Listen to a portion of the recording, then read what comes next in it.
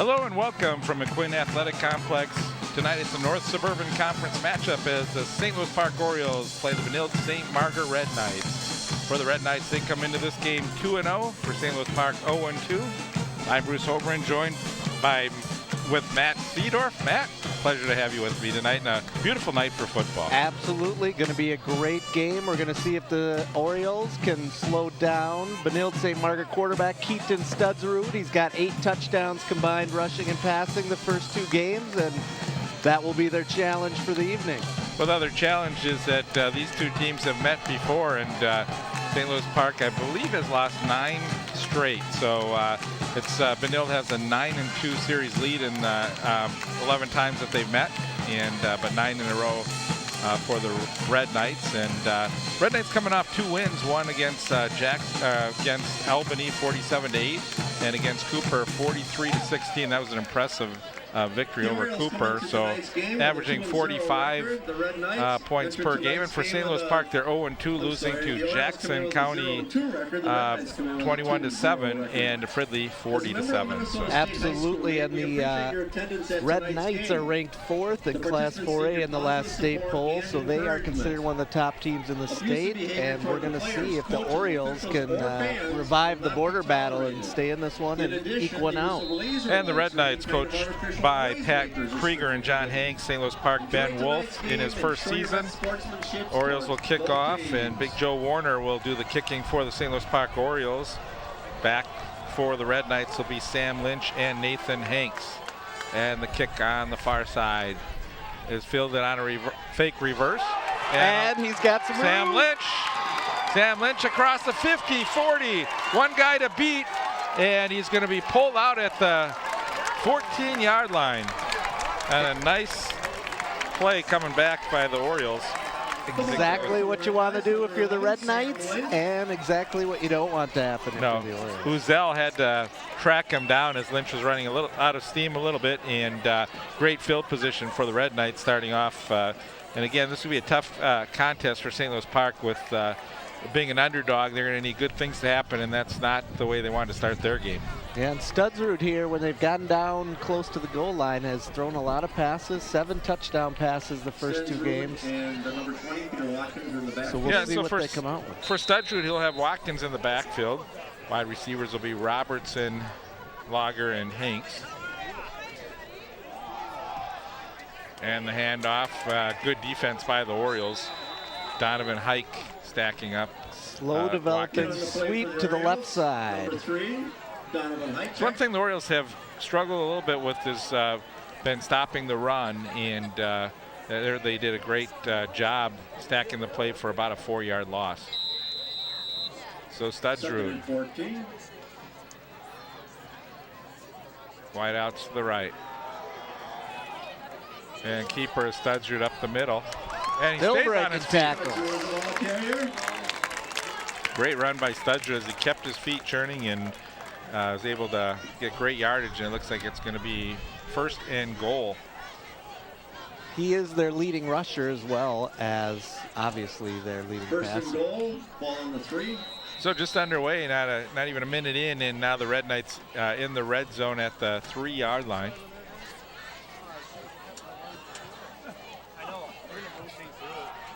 They hit the fullback up the middle. And a touchdown. Touchdown Red Knights.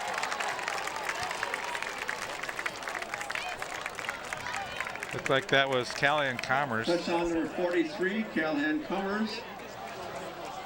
I formation. Gave it to the fullback right up the middle. They moved. They were able to push the Orioles back 3 yards for a touchdown. So now the extra point attempt by Matt Arneson. Matt Arneson.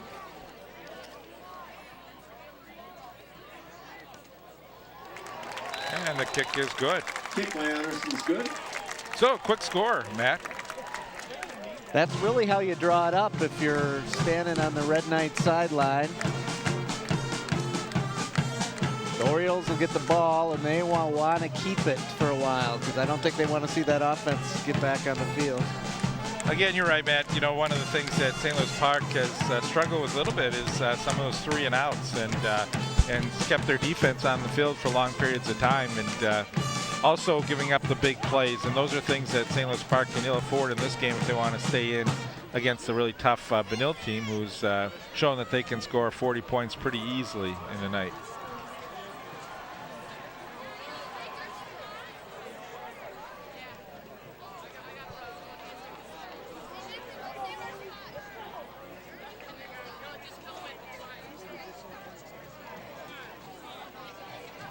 Looks like Stafford and Uzel will be back. Maris Uzel. Stafford, number 15, back for the Orioles. Arneson tees up the ball. Stafford coming off one of his best games against Fridley. He's all over the field, and see if he gets a chance to run this one. It's a squibber taken by the front guy, but on his knees, and that was Donovan Hike. Donovan Hike check. Strategy. Well, there's a situation where Hike, you know, trying to make sure he fielded the ball, but again, if you're on your knees, the ball's going to be blown dead right away. So St. Louis Park will start 1st and 10. Quinn Livedall will be the quarterback. Brian Griffin Jr. the running back. Wideouts will be Hickerson Mitchell, Jeffrey Babcock, and Charlie Houghton. The tight end, Henry Albrecht. And here's the option, the pitch to Bryant. He cuts it back for about 2 yards. Number 31 was the ball carrier for the Orioles. Yeah, so Griffin Jr. gets the first carry for a couple. On the play, number 11 As we see the Red Knights defense.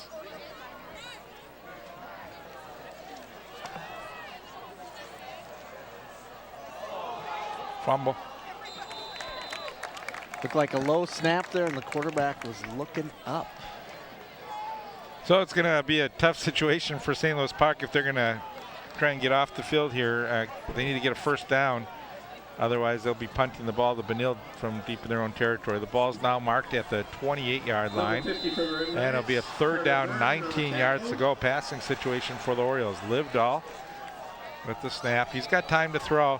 Throws to the near side. And receiver, it was intended for Uzel, but looked like a little mix-up as he didn't cut down to the sideline. It would have been short of a first down, Matt. Yeah, looks like he was going for the out pattern, and the receiver was stepping in. One thing the Orioles offensive line has done for the last couple of games is given Livedall time to throw the football. So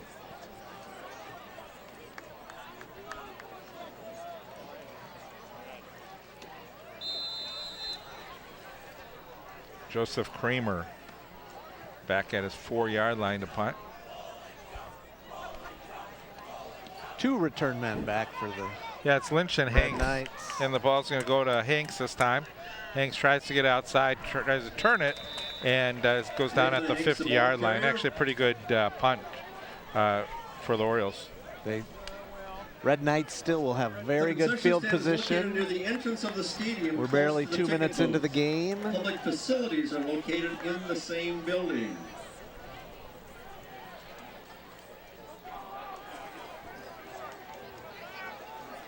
Studrud has carried the ball 1 time for 13 yards so far in this game. 2 wideouts left, and they're stacking a wideout behind the tight end on the right side. And the handoff up the middle, stacked up right at the line of scrimmage. Ball carrier, number 20, Peter Watkins.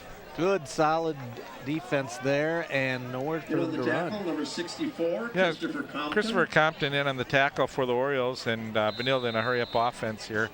No huddle.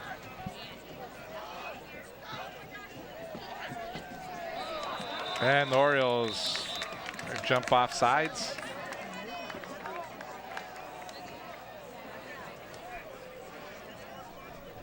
They covered the St. Louis Park games the last couple games, and that's something that Livedall's been able to do as a quarterback is, with his cadence, is draw the defense off sides. And our athletic trainer this evening is Brett Schultz.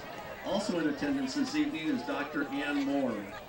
Our site director this evening, Jerry Pettinger. Offside. And that was on the tackle, and he is right over the ball. So you wonder what he was seeing there when he jumped over. So here's Studrud at the 50, rolling to the near sideline. Throws, it's complete, wide open. Nice gain as he hits. That's John Lager. Yeah. Studrud's pass to Lager is complete. We'll take another look at it.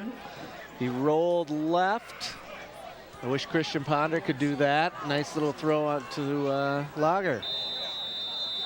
So 1st and 10 now for the Red Knights as they march down the 39-yard line. Back to pass. Studrud has the player open in the flat. It's complete to Hanks and a good tackle. Hanks is their leading receiver, but that was a really good open field tackle. Gain of 3. That was Emron Jelani who came up to make the tackle in the open field. And this time Studrud keeps it himself. And there are Orioles in the backfield.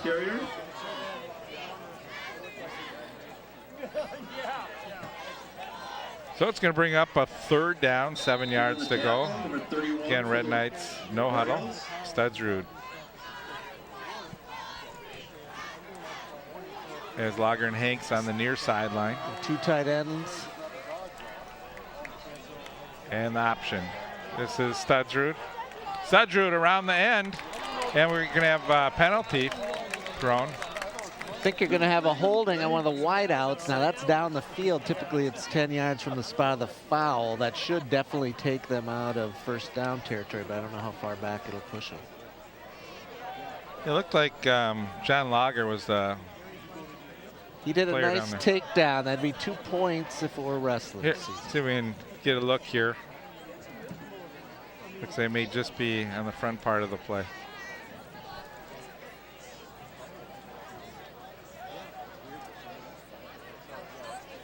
So they move it back to the 35-yard line. 3rd and 12. Holding against the Red Knights.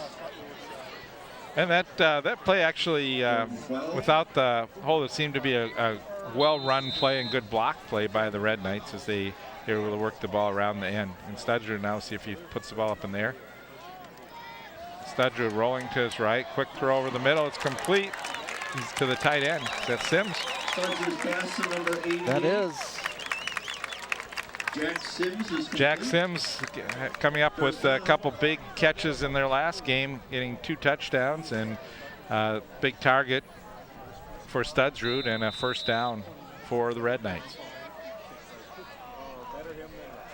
Here's Studrud. He's going to try and get around the end. He breaks it. Couple tackles. One guy to beat and goes down at the 6-yard line. Jelani coming up from the safety position to make the tackle. And the Red Knights are rolling him out on almost every play, so whether it's a pass or a run, they're kind of getting the same look to the defense, and you got to decide, are you going to cover a wide receiver or come up and try to tackle? 1st and goal, ball on the 8. Very versatile offense. There's Studrud. Right around the right side. Makes it look easy, doesn't he? Yeah, jumped right over the end. Touchdown. Untouched.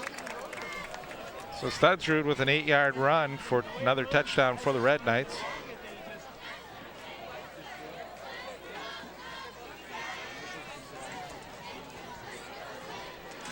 And Arneson will attempt the extra point with Studrud holding. 44, Arneson back to kick.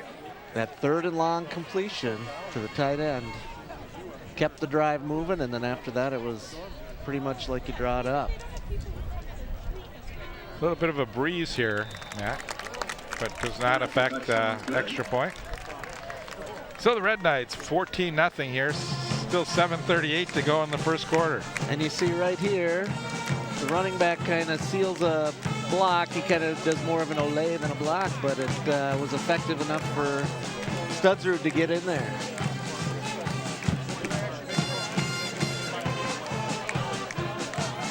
Well, for St. Louis Park, this game, it's going to be a good offense. It's going to be their best defense. It's keeping the ball away from the Red Knights, who have a very potent offense. Studrud with now 29 yards, or 39 yards, averaging 7.8 yards per carry. And 3 for 3 passing. There's a reason he was named Minneapolis Star Tribune and St. Paul Pioneer Press Athlete of the Week. for the Orioles. That's 10 That was touchdowns combined in a little over, or 9 touchdowns combined in a quarter and 5 minutes, or 2 games in 5 minutes, excuse me. Oriole fumble, and it's recovered at the 22-yard line. So the Orioles will start from their own 22. You can see a difference in field position too. They had to punt. The Red Knights started from the right around midfield, and their first possession after a long kickoff return was deep in Oriole territory. So. Ladies and gentlemen, TV 16 St. Louis Park Community Programming is broadcasting the game tonight. You can watch it at your leisure. So you get down 14 zip early. You don't want to panic, but you want to get the ball and keep it moving downfield, and they move the running back out in motion, and then they're going to pass it to him. Brian Griffin Jr. and 3 Red Knights are over there. Good pursuit. Looks like Lynch and Landis were the 2 guys. A little bit different there. Quarterback had a little air under it, and that gave the defenders time to roll in there.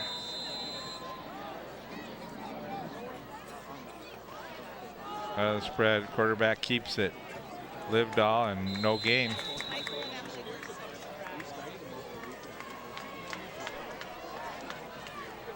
Mikey McGillen on the play for the Red Knights, number 53.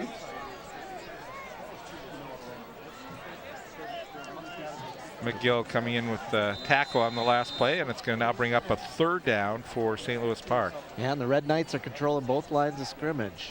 When they're on offense, when they're on defense. See if they do go to Auburn. Well, they run Uzel. There we go. And Uzel breaks it outside and gets to the chains and should have a 1st down. There is a flag. Number Uzel is the ball carrier for the Orioles. And the flag is right around where the line of scrimmage originally was.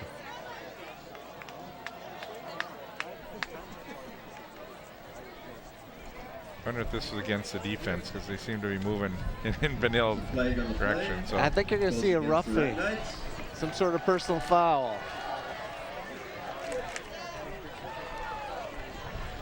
So a 15-yard penalty will give the St. Louis Park the ball at the 49-yard line. So there's some positive momentum for the Orioles. Let's see if they capitalize. Neris Uzel lines up on the near side. Livedall back to pass, under pressure, brought down at the 41-yard line. And there's 3 red shirts right there. He had his feet set for maybe half a second, and then boom. Looked like Carter Burns may have been the first player in there for the Red Knights, and it's going to bring up a 2nd and 16.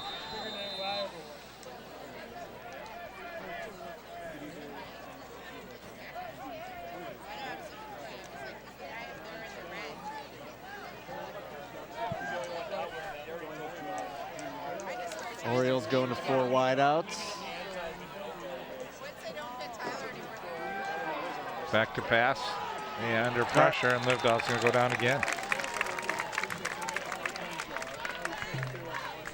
Carter Burning on the sack again. They're bringing in number 50 on every play, Carter Burns. He's got 2 sacks in a row. 3rd and 21. So the Orioles going backwards now, 3rd down, 21 yards to go. They started their possession right around the 49-yard line. They're still Just blitzing. a quick pass to Uzel, cutting over the middle, a play that worked earlier.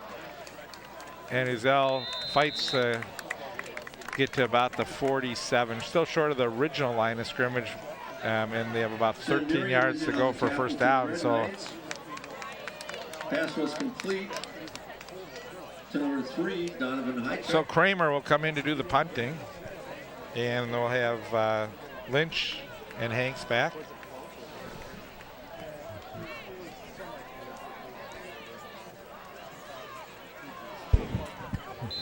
Fourth and 12.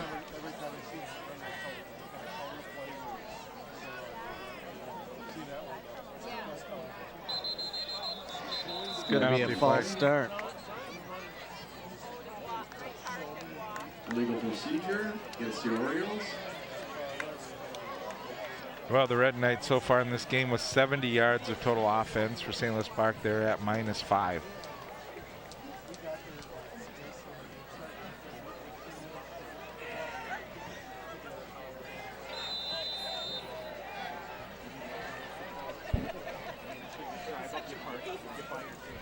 Kramer standing back at his 30. Bad snap, quick kick. Did a good job to get rid of that ball. And it's fielded by Hanks. Hanks eludes one defender, another, and we get a penalty flag as Hanks gets to about the 30-yard line. So Nathan Hanks.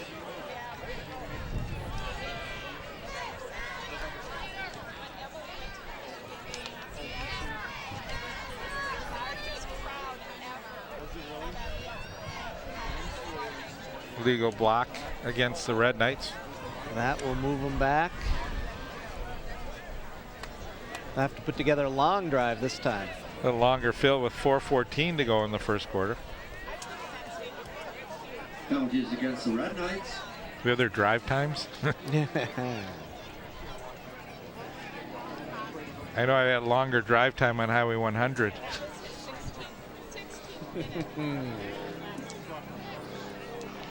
But I was kind of eavesdropping when it goes. That's like, wait a second. So Keaton Studsrud with the ball at their own 17-yard line. Watkins in the backfield. And Studsrud keeps it, gets to the 20. Studsrud the ball carrier. Brought down by Martin. You know the tackle for the Orioles. Number 60, Darren Martin.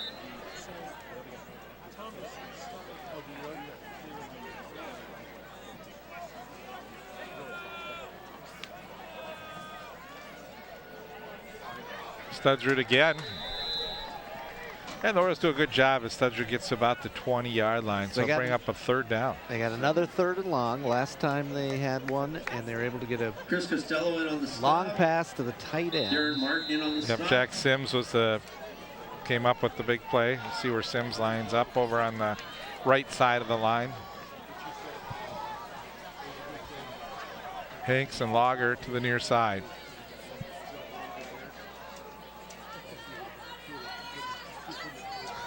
Orioles Studsrud back to blitz. pass under pressure. It's complete to Sims again. And Sims comes up with a big play crossing over the middle and getting the ball over to the 32-yard line. So First down, Red Knights. the go-to guy when it counts. The tight end will bail you out. Rolling to his left a little bit. I don't know if that was because of the pressure or that was designed. And then he catches Sims coming across the left, running left. Yeah, Xavier Lawson will put a lot of pressure in on the quarterback that time. Studsrud rolls to the far side. Lets it go. Hanks is open. Oh, and he baby. has it at the 34-yard line. Studsrud pass. So that's a case where Nathan Hanks gets behind the defense and Studsrud throws a perfect pass into the hands of Hanks. Studsrud off balance, still was able to get it to his wide receiver there. If he would have stepped into that one, it could have been see you later. Being able to throw that one on the run, though, he did a great job getting that over the defense into the hands of Hanks. And Hanks is our go-to guy. And here's Studsrud. Studsrud the ball Likes to carrier. rack up total offense. He throws the ball and runs the ball quite a bit. Hanks coming into the game had 11 catches, average yards per catch of 20 yards per catch. So he's their big play You know wide the tackle receiver. is number 41. Coming into this game, Studsrud was 21 of 33 for 403 yards, 7 touchdowns. Ran for 124 yards and 27 carries. So 527 yards of offense. Dangerous little pitch there, and Orioles play it pretty good. Ball carrier is Austin Robertson. Yeah, Austin Robertson got the pitch that time, and really no gain. Maybe a gain. Well, it looks like a gain of about a yard. It's going to bring up a third down very 30 short. inches. Clock under 2 minutes. I'm guessing the quarterback might keep this one. Or do you go for it? And because knowing that you can go for it here on fourth down, you put it up in there. They're going to hand off. And that's why I'm the best color commentator man in the business. No, you said quarterback keeper. That was Watkins. I know, that's what I said. We're both wrong. I thought maybe they'd take a shot, throw it up in there, put it up in the air.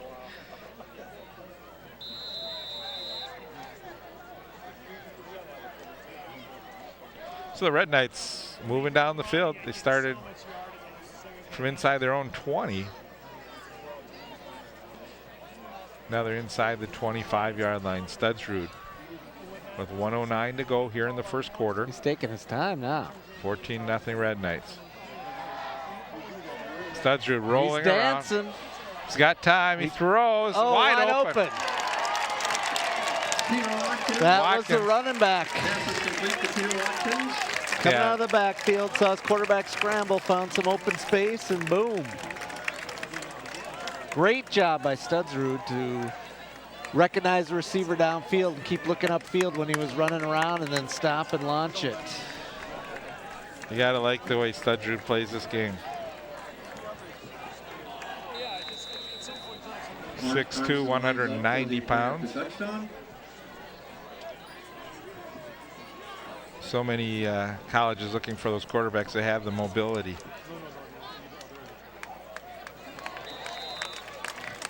Wonder if the touchdown's good.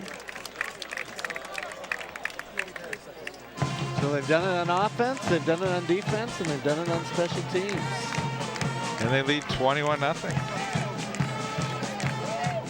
Well, this is a gut check for the St. Louis Park Orioles now. It's, you know, I've said this before, for a team that's sort of on the rebound, rebuilding their program, and for St. Louis Park, it's just got to be baby steps. Look for positive signs, and you know, it's a big uphill battle. Don't try and get it all, but just try and make some small things happen here at this point of the game. If you're down 21-zip, I mean, you got nothing to lose. Should be playing loose and playing hard.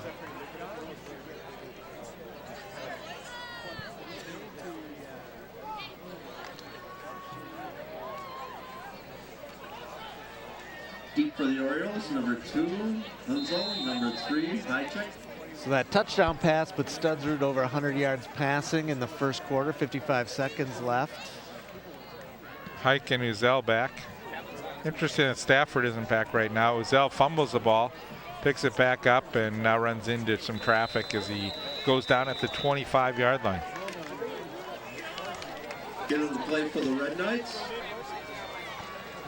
Number 50, Carter Byrne. Number 24, Matt Morganson. So Studsrud has already set a school record for pass completions today. He needed 4 or 5 going in. He's 7 for 7, has yet to throw an incompletion. And if he gets himself 4 more yards, he'll be the all-time school record passing yardage leader. What a big defensive play that time. Shea Mays. So Red Knights, number 61, Shea Mays. Mays, the nose guard, nothing doing.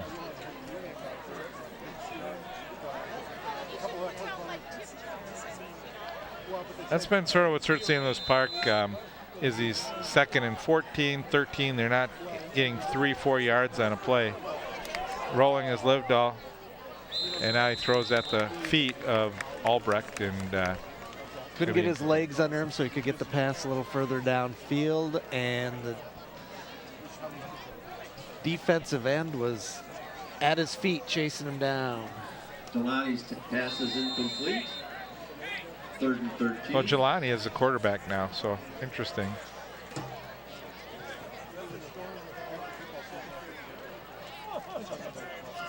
So Livedall on the sidelines with Jelani as the quarterback. Griffith Jr. in the backfield, man in motion to the far side. And Jelani takes off, trying to get around end. And he goes down back around the line of scrimmage. It's going to bring up a 4th down for the Orioles. And we have hit the end of the first quarter. In on the tackle, number 25, Sam Merriman. Well, if you talk about things that build momentum, the opening kickoff for the St. Louis Park Orioles didn't give them any momentum, as the Red Knights were able to get the long kickoff return, get set up in great field position, get the touchdown, and we've seen a great first half, both offensively and defensively by the Red Knights. We're going to take a break. 21-0 our score here after 1 quarter of play.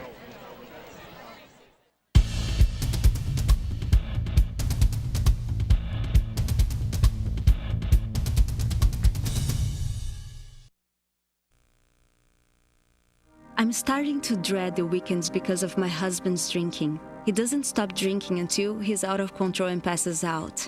A counselor told me to try Al-Anon family groups. I didn't think weekend drinking was that serious, but I'm glad I went.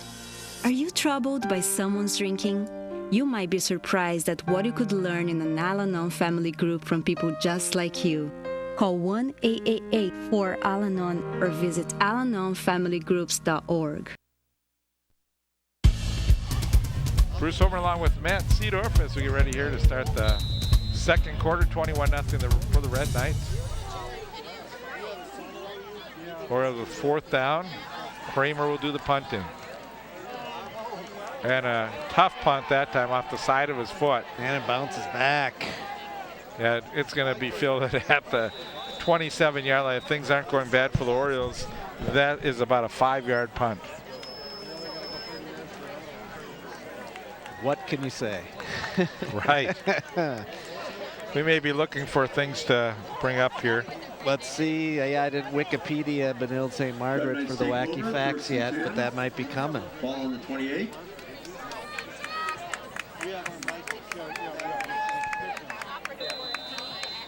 Jack Goldstein now in the game for the Red Knights. A short night for Stutzrud. 4 yards shy of the school record for Ball passing. carries Peter Watkins. May not be over, you know, for him yet, but time to at least give him a little break and make sure that you don't get any injuries here. Robertson was the last ball carrier. Probably going to work on the run game.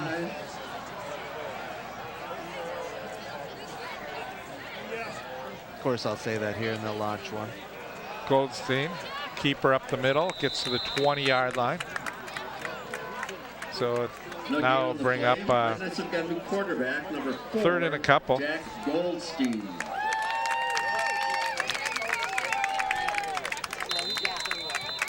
Got the Goldstein supporters up here. Goldstein contingent, loud and proud. Goldstein's going to throw it, cutting over the middle, incomplete. That and was we have a tipped flag at the line as well. Yeah, we'll see. They're going to call pass interference, but If it's tipped, then if it's tipped, right. right, they will take that one back. I think they'll pick it up. Common sense will prevail.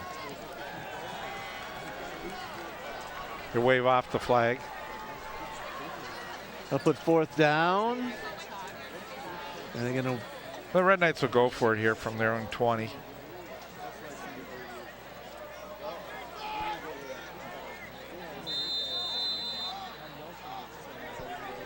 Say maybe a quarterback keeper. Goldstein. They're going to run him. Under pressure, and Goldstein goes down. Compton. Christopher Compton showed some wheels there. Wow. Now there's something you can start some momentum. So Goldstein comes into the game, and it's 4 and out for the Red Knights. So maybe we'll see Stutzrud make a triumphant return. Nothing Goldstein could do on that one. Babcock lines up on the far sideline. Uzel to the near side.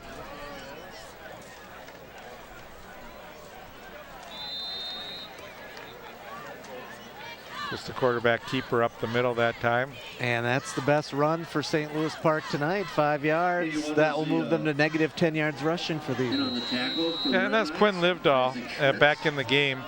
And Livedall just following the blocks on the inside to get 5 yards. This is what they need to do, is just keep inching forward. In motion, it's a throw to the flat, Brian Griffin Jr., and that play has not worked for them tonight. That one telegraphed a little bit. You had a linebacker and a safety running full speed. That's one where To you the like right. to see him pump and then see someone else go down first. Right. Tackle for the Red Knights. Second he took the 50, snap, he Carter was Bird. looking down that running back.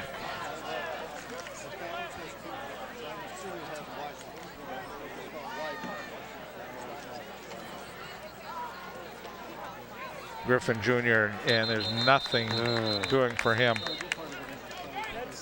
So, they started off with, 5-yard gain and then went backwards on the next couple plays. Good job by the Red Knights defense, who's not allowing St. Louis Park any yards up the middle. And so far for the game, St. Louis Park with minus yards in total offense. Yeah, the Red Knights have a size advantage and a speed advantage, and it's very clear as they're chasing down the ball carriers.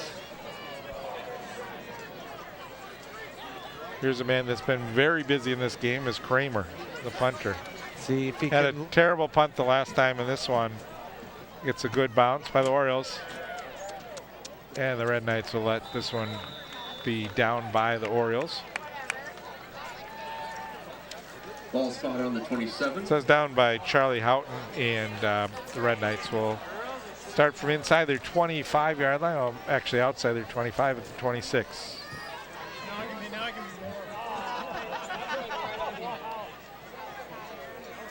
Goldstein remains the quarterback.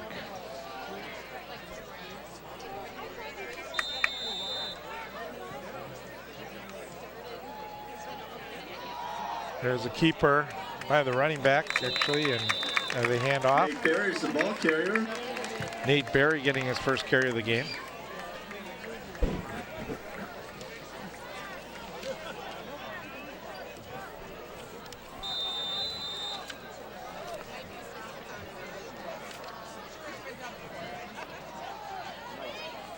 Goldstein, 5 of 7. Berry's the ball carrier. In on the tackle for the Orioles. Number 31, Brian Griffin Jr. And they're going to move the chains there. Yeah, Pretty first much down. identical play. As I say, is in 2 games, Goldstein is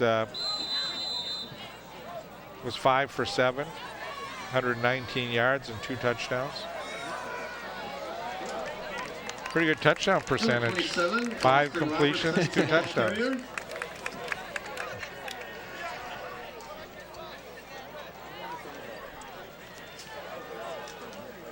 Nice little run in traffic there. Don't know if that was Second and 4. 27 I think it's Robertson. Austin or- Robertson. There you go. This time it's number 21, Nate Berry. Nate gets Nate real Berry, close the to the ball first carrier. down. In on the tackle. Number 61 for the Orioles. They're going to do that little shotgun handoff to the right until the Orioles prove they can stop it.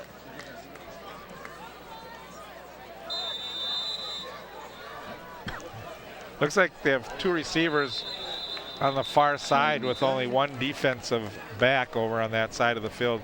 And I think if Goldstein was able to get the snap off in time, he may have had a nice completion over to the far side, either to Hanks or Lynch. Orioles getting called for Offside offsides. Orioles.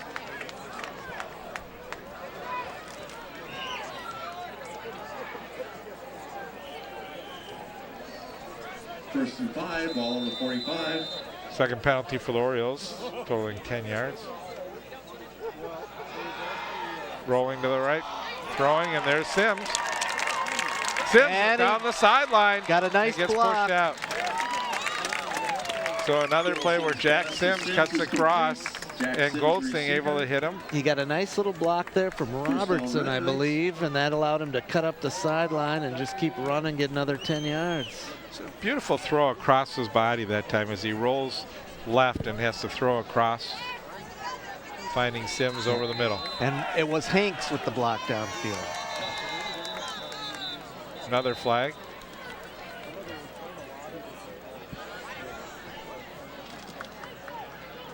There's a flag on the play. This one should be procedure against the Red Knights. Illegal procedure, Red Knights. So 7:32 to go here in the first half, 21-0. Red Knights getting 21 points in the first quarter. And another flag.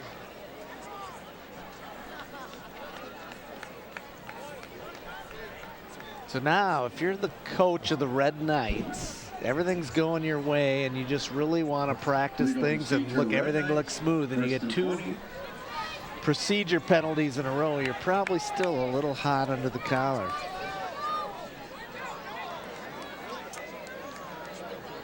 Last couple of years in covering some of the Red Knights games, one of the issues they've had was fumbling the football, and so far they've played very well tonight, keeping control of the football. There's Barry following his block, and a nice game by Barry as he gets inside the 30-yard line down to about the 26. Yeah, and that was just a flip-flop of the play they'd been running to the right. They lined him up to the right of the quarterback that time in the shotgun formation, handed off, and he just runs around end and got big-time yardage that time.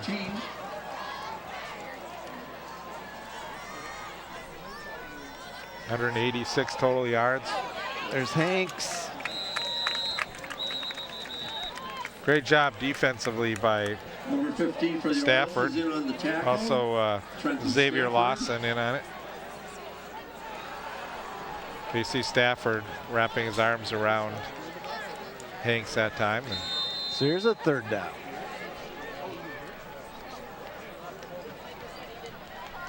Goldstein looks over the middle. It's tipped. Tipped again. They're getting their arms up. Incomplete, It's the second deflected. tip pass for the Orioles.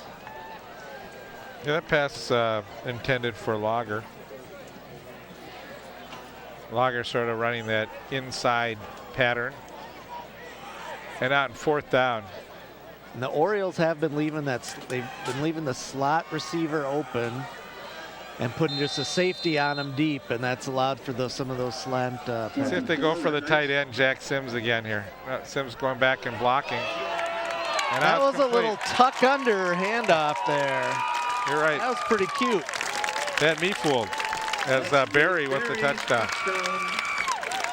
24-yard run. Quarterback went back like he was going to pass and reached forward and tucked it under the old arm of 21 there. Set up in a strong right formation that time, and this is Oh, I take it back. He put it in the left elbow. I thought he tucked it around the right. He stuck it in between the elbow and the we've body there. seen that before by this team, and it's I like been it. very effective. So look at this one again. It's tricky. It is. I don't know, you want to get that in film when you're up 21-zip, but I like to see it personally. Yeah, since you that saw- came for me. You saw Xavier Lawson thinking that the quarterback still had the football on that one. Yeah. It's kind of a version of the old fumble Ruski where you just leave it under the center and everyone runs around, center picks it up and runs with it. I don't know if they have that cheerleader that does push-ups after every point, but if they do, I'm glad I'm not in that position. She'll be eligible for the Miss Fitness America pageant after this one's over. Number 2, Ozol, and number 3, High Check.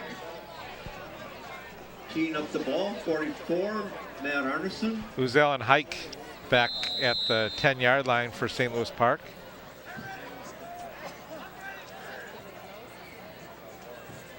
Yeah, Good they kick put by one in the Arneson air that this time. Why haven't they been doing that all game?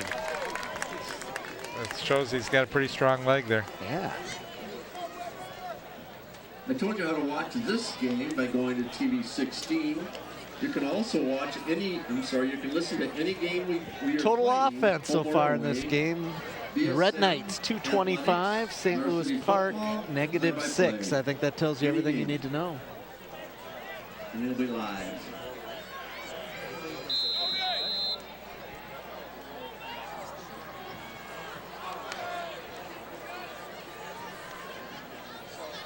Hickerson came in motion that time. Did the old wide receiver handoff. You know, the Orioles are trying some different things, but nothing seems to be working, and it all starts with that blocking up front, but also the penetration by the defense. That was a great defensive play that time by number 43, Kellen Commerce, who's had an outstanding year defensively so far for the Red Knights. Orioles are running a lot of things laterally, and they don't have the speed to pull it off. 43 for the Red Knights are chasing them down to the left and to the right. Griffin Jr. getting the inside handoff. He's able to get a couple yards out of it. 3rd and 9. And now it brings up a 3rd down, 9 yards to go. Maybe 7. Uzel breaks one tackle. And he'll keep the drive alive. Yeah, Uzel's got a lot of speed for the Orioles, and once he cut it up there, he broke an arm tackle and just kept going. You know, Jack Johnson for the Red Knights did a great job with coming up with the shoestring tackle, because Uzel had a lot of speed and was able to bring him down at the 35-yard line, preventing a bigger gain. There's a quarterback, keeps it as they fake a handoff to Griffin Jr. Livedall takes it up the middle, and 8-yard gain for the Orioles. Yeah, nice little wiggle through traffic there. Sometimes you can take advantage when the defense is getting into your backfield and just step forward and you find a little seam. Got a gain of 6. 4 yards to go. Fumble, and it is recovered by the Red Knights. Red Knight recovery.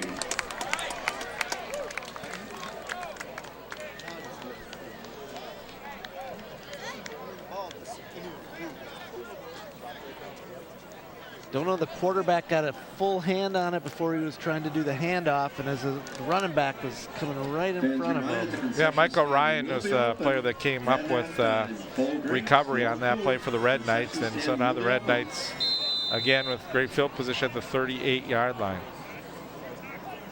Studsrud back in the game. He needs 4 yards for the school record, and he's going for it all. Over the middle, it's complete. That's Hanks. Nice little play there, and he would have been in the end zone if 88 Sims wouldn't have been right there in the same area as well. That's right, Matt. That time they had 2 receivers coming right up the middle, and you can see Sims, and you're right, Hanks went down, did make a great catch on this one. See if they hand off to Watkins here, and Watkins was pulled down.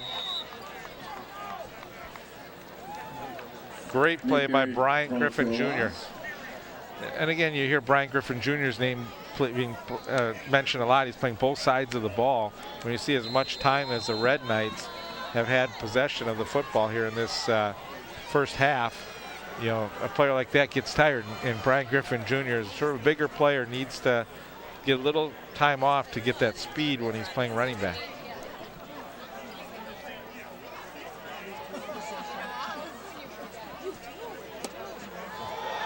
Studsrud looking for a spot to cut back, and gets down inside the 10-yard line. In on the tackle for the Orioles, number 60, Darren Martin. So Gugamos and Lynch now in the game for the Red Knights. They line up on the near sideline. Hanks takes a 3rd and 7. breather here.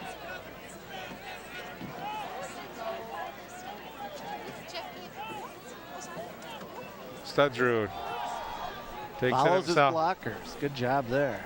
Goes to the far sidelines, and it's going to bring up a 4th down. Red Knights have had success on 4th down. And 1st down. And 2nd down. And 3rd down.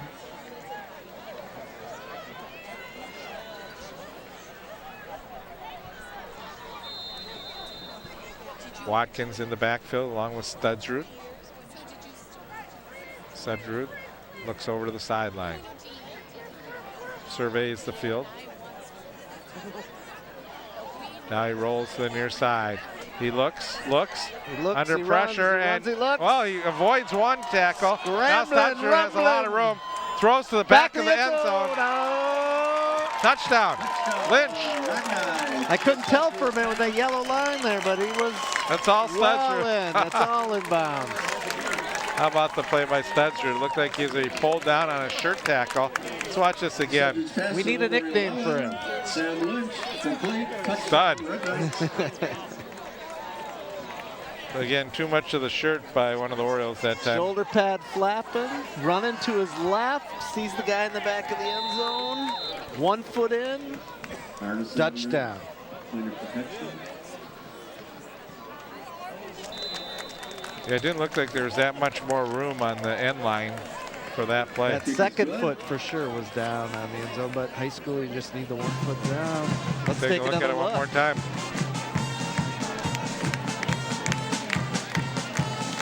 He keeps his eyes up looking for that receiver the whole time. He's getting flung around.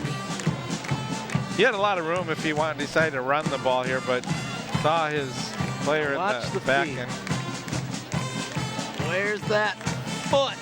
Wow. I don't know. I don't see where I don't know where the referee was there. Second foot was on the line for sure. It looked like they did have a referee right back on the back line, and I think I think the referee had good position to see that one. So from our end, you see the white lines. It was hard to tell if that one was going to be in or out, but between the yellow and the white lines for the soccer field.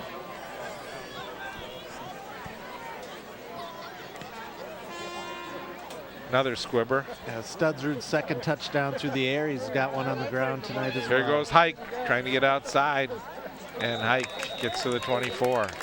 Again, great defense. Looks like Lynch. Hayek, the ball carrier for the Orioles. In on the tackle, number 11, Sam Lynch. First and 10, Orioles.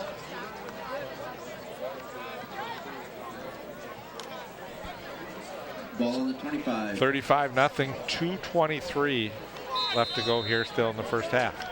Red Knights still have most of their starters in on D. Orioles are positive in yardage right now, Matt. 12. You might have jinxed them there, Bruce. Quarterback keeps it.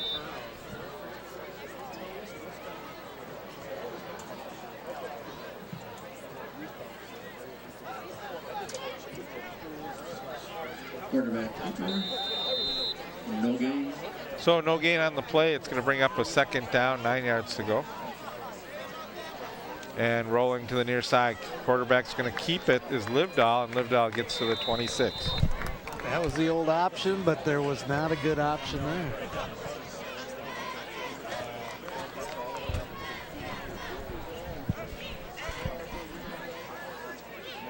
Red Knight quarterbacks, 11 for 13, 153 yards, 2 touchdowns. Not a bad night.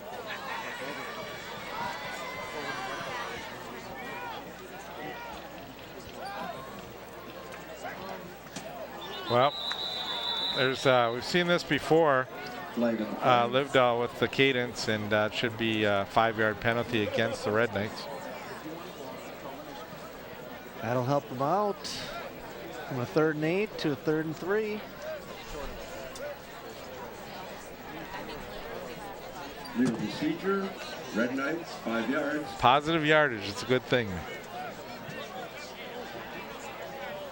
Again, the Red Knights do have 50 North yards of Suburban, penalties sorry, in the Matt, first half. North Suburban Conference matchup between these two teams, and really the last time these two teams will be in the same conference for unless they make any other changes.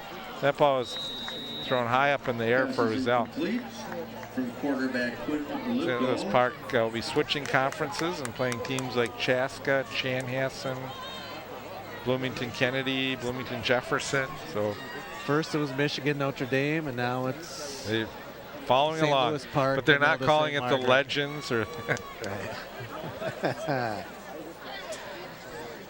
Matt, a big Gopher fan. I am too. Long suffering.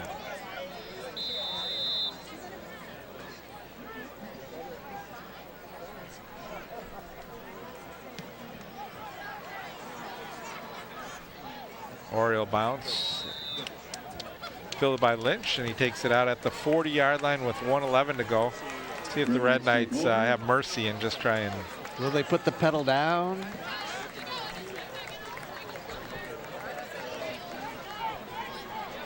Balls on the 39, 1st and 10. Goldstein looks like he'll be back out there. Goldstein in the game, 2 of 4, 19 yards passing. I think he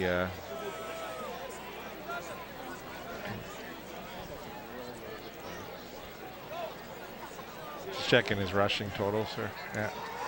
They hand off inside. Good defense by the Orioles. Yeah, Goldstein had that big where he's taken down for the big loss. So Goldstein right now is 2 for -11 yards.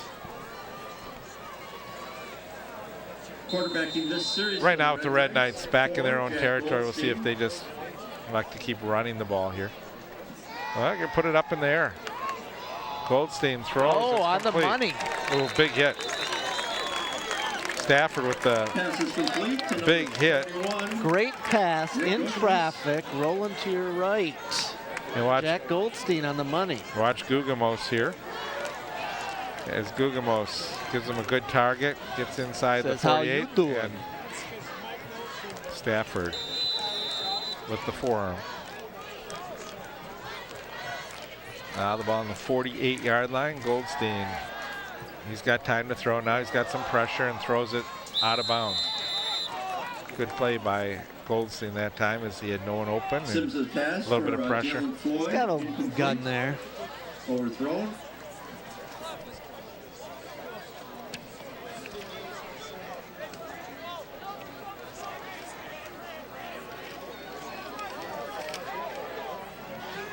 Game time temperatures right around 74 degrees, but seems to be cooling down now a little bit.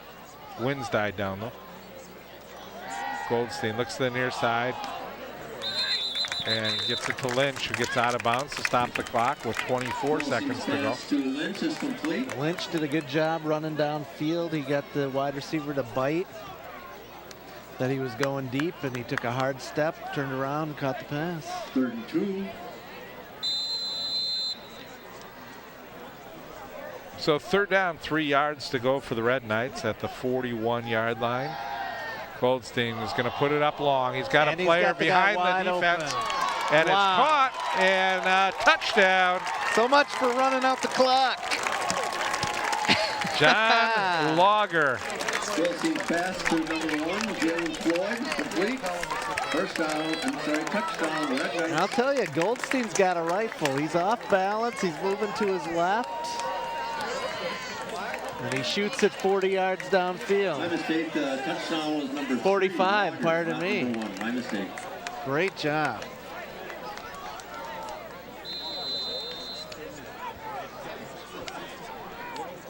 So Studsrud comes in the game to hold for Arneson. Arneson could be a good high school fantasy kicker with 6 extra points. Goldstein no, he misses keeps that throwing it like that. Touchdown is wide. Studsrud's going to need to be the holder to get on the field. 41 unanswered points for the Red Knights with 16 seconds to go. Red Knight quarterbacks, 14 for 17, 215 yards, 3 touchdowns. And that one was on the money.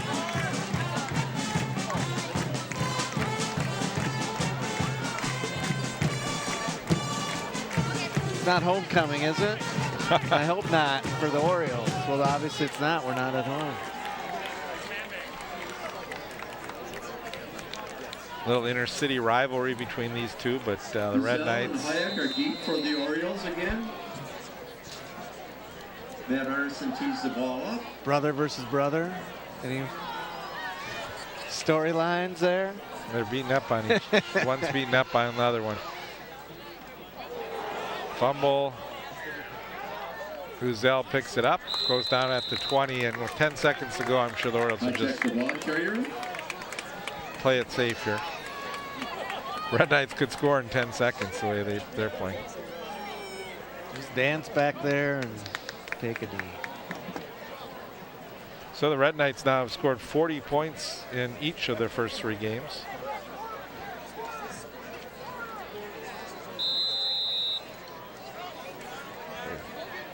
Unfortunately, the first 2 games it was in the game, now it's in a half. And the Orioles take the knee, and that should do it for the first half. So I'll have Matt go over the scoring with you. No, just Well, it all started.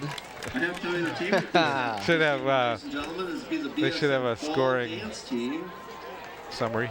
The coach for the pole dance team is Jenny Rosh. They'll be performing at halftime. All started with Callaghan Cummers on a 3-yard run. Got him up 7-zip with 1 minute into the game after a long kickoff return. Keaton Studsrud had an 8-yard run, and that was about 7 minutes in. Then we had some passes over the air. Keaton Studsrud to Peter Watkins on a 24-yard pass. That was their first long drive of the game, 82 yards. Nate Berry had a 23-yard run, and that was on the little hook under the elbow.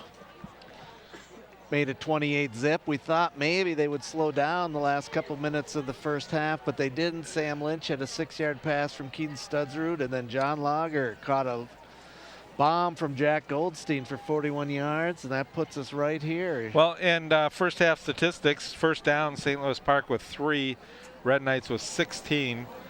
For rushing, St. Louis Park 18 attempts running the ball for 9 yards. For the Red Knights, 25 for 109, averaging 4.4 yards per carry. Passing, the Red Knights 14 of 17 for 215 yards. St. Louis Park 3 of 6 for 4 yards passing. So again, just a total dominant first half for the Red Knights. And again, if you're the Orioles, you got a lot of work to do when you're in the locker room here, but hopefully they can come back and see if they can at least try and sustain a drive here. So we're gonna stay up and as you watch the dance line, and then we will be off until the second half. So stay with us here on ParkTV 16.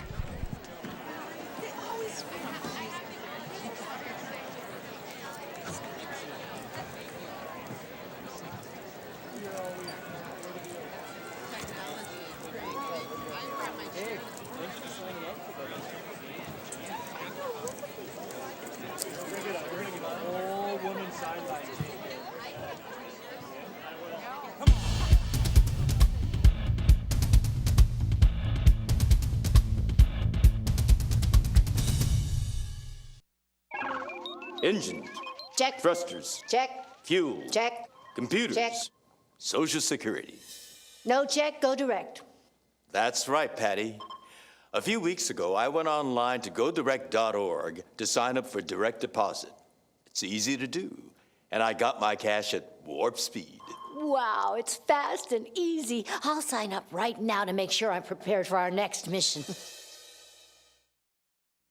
the kickoff. Well, Bruce Over along with Matt Seedorf as we get ready to start the second half here. And Is deep as well as height. well, Matt, Height is deep.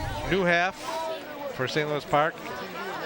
You know, when I get a quadruple bogey, I sort of shake off that hole and start a new one. And I think that's the Orioles really have to just look at this as one half of football and see what they can do to just improve their game. Absolutely. You're looking for little victories. Maybe they'll pull something out of their hat. Maybe the run and shoot, read option, 4 corners. I don't know. Something. I should mention the many times I get quadruple bogeys.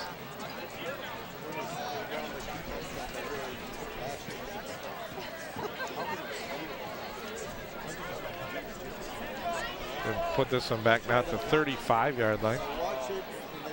Once again, Matt Arneson. Good energy from the Red Knight crowd, I can say that. It's pretty much packed here, despite the fact that they've been dominating. Yeah, the Red Knights get great support throughout the year, and they have a great crowd base and great boosters for this program. This is Stafford. And a nice return by Stafford as he gets out to the 35-yard line. There you go. They got a little shorter field now. See if they can stack together some first downs, get some positive yardage. Jared Tate. As we sit at the half, they've been outgained a total of 324 to 13. So see if they can get some offense going. 1st and 10, ball on the 34. So Livedall remains at quarterback. Brian Griffin Jr. in the backfield. Man in motion is Uzel. Uzel gets the football. Or that's not Uzel, that's Mitchell. Mitchell coming 32 around for the him. Red Knights. Blake Castaneda. And 51 for the Red Knights, Jay Weber. Castaneda, number 32.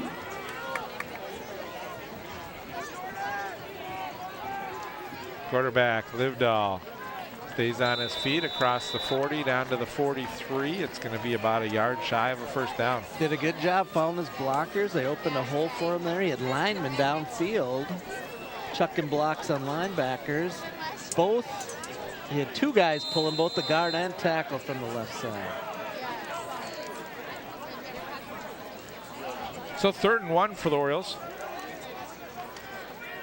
And the give to is Uzel, who cuts up the middle, and a first down for the St. Louis Park Orioles at the 50-yard line. And Uzel's got some wheels. I'm surprised they haven't, he's had the ball a couple times. I'm surprised they haven't gotten his hand a couple more times. Only the 3rd first down of the game for St. Louis Park. And Uzel, he's got 2 rushes for 24 yards and 1 pass catch for 9. He's pretty much been the lone bright spot in the offense. Along with Livedall. And Livedall on his feet and pushes his way close to another first down. Number 32 for the Red Knights, and on that tackle, Blake Castaneda.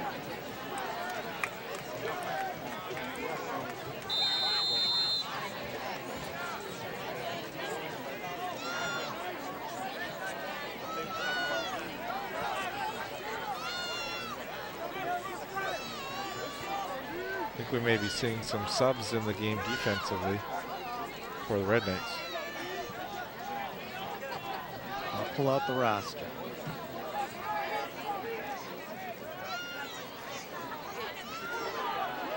Well, faked Griffin Jr. and Livedall. He didn't get much, but I think he got the first down. Number 9, Quinn Livedall.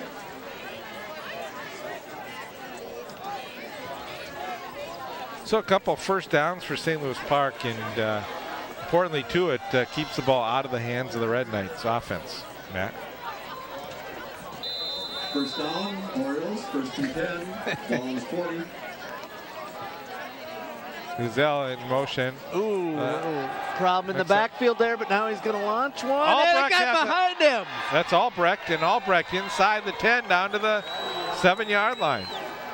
So it looked like trouble at the beginning, and it turned into diamonds at the end. Well, just over the outstretched hand of the defender this time. 1st and 10. Livedall making a nice throw and a good catch by Albrecht. And up to that point, the Orioles had 4 yards passing. The last tackle was made by Marshall Homke. That little thing right there went for 33 yards. Griffin Jr., he has been stacked up every time he's gotten the football.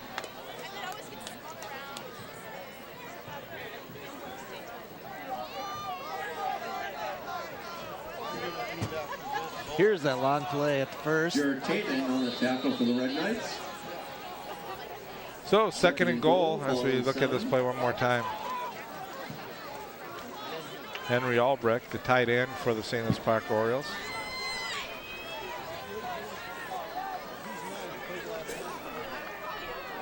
Handoff Stafford, he's got an opening. Dives over the top, touchdown for St. Louis Park. Beautiful. Ball carrier is number 15, Trenton Stafford. He got flipped on his knees. He got the touchdown, but Stafford's down, and they're going to come out and pick him up. And looked like he took a nice shot to the knee as he went in there. Good block to push the end, and he had a nice seam and Took a Let's helmet. talk about the broadcast again, ladies and gentlemen. Live broadcast can be found BSM Athletics. Looking at his legs. Varsity football. Stafford, an important part of this Oriole team. And so we hope Last week's wish game him well here. Before that can be found on TV 16, St. Louis Park Community Programming. They're bending it. That's going to be a good sign. Find TV 16. Pick the date that you're looking for, and you should find a replay of the game. I think he might be okay. Normally, if you bend your knee like that, you don't hear him I'd screaming. like to mention the Red Knight. He's drinking some water down there. Let's see how he gets off the field here. Woo! Michael Fuller, Butch Harris, Get him the ball so he can spike it. Jamie Sussner, and Michael Swan is the assistant coaches for the Red Knights. Head coach, of course, John Hanks, Pat Krieger. Looks to be still pretty sore as he gingerly walks to the sideline. Butch Harms, isn't it, the coach? Not Harris, Harms?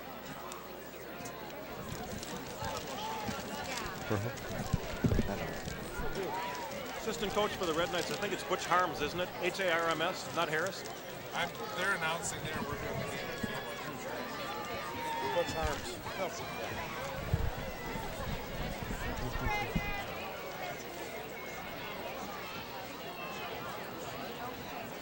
So the Orioles march it down.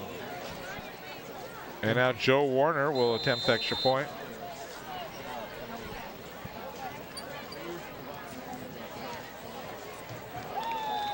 Splits the uprights. They've got momentum. 41-7. The kickback, Joe Warner is good. Point up the touchdown, good.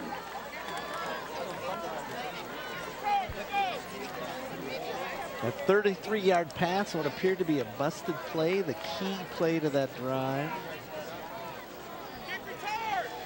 How many yards did the Orioles gain on that possession?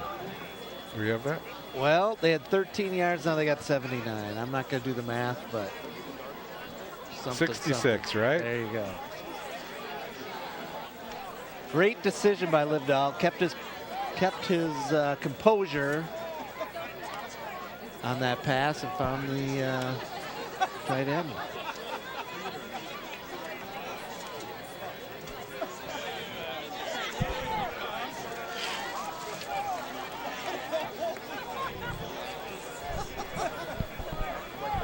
So 8:47 to go in the third quarter.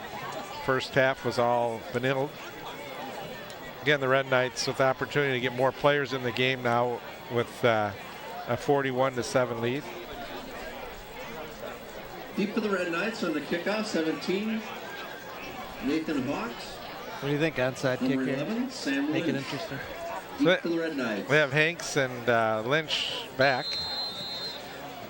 The one kick they returned was a long one, got him down to about the 20-yard line on the old fake handoff. Warner typically, we'll see if he squibs it more here. Well, gets a high end over end kick. Actually filled it by Lynch on the run. He's got gets across the wheels. 25 and a great tackle by Uzel because it looked like there was going to be a big hole. And had he gotten through, Lynch may have been sailing down back around the 20-yard line like he did before. But Uzel tracked him down the first time and was able to track him down again. So Goldstein, the backup, still in, but I tell you, he's got a rifle too. And they were passing with 1 minute left in the half, so let's see if they go more conservative or if they're going to continue to launch it.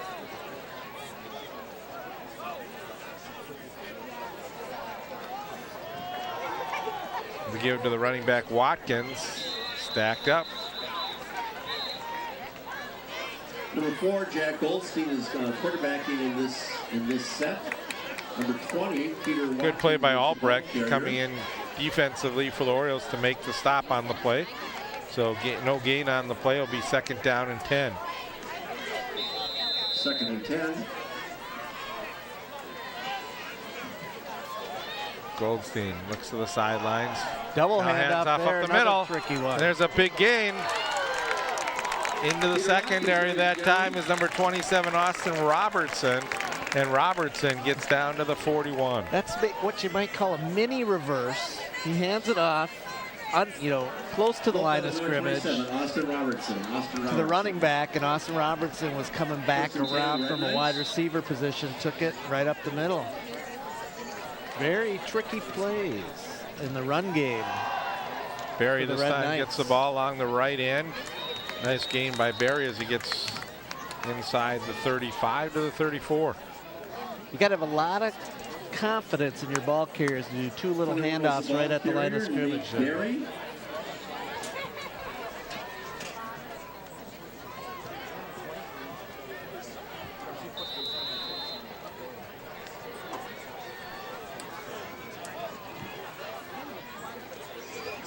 Second and a couple, keeper.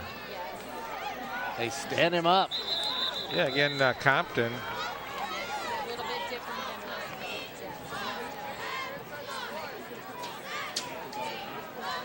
On the tackle for the Orioles, number 44, Henry Albrecht.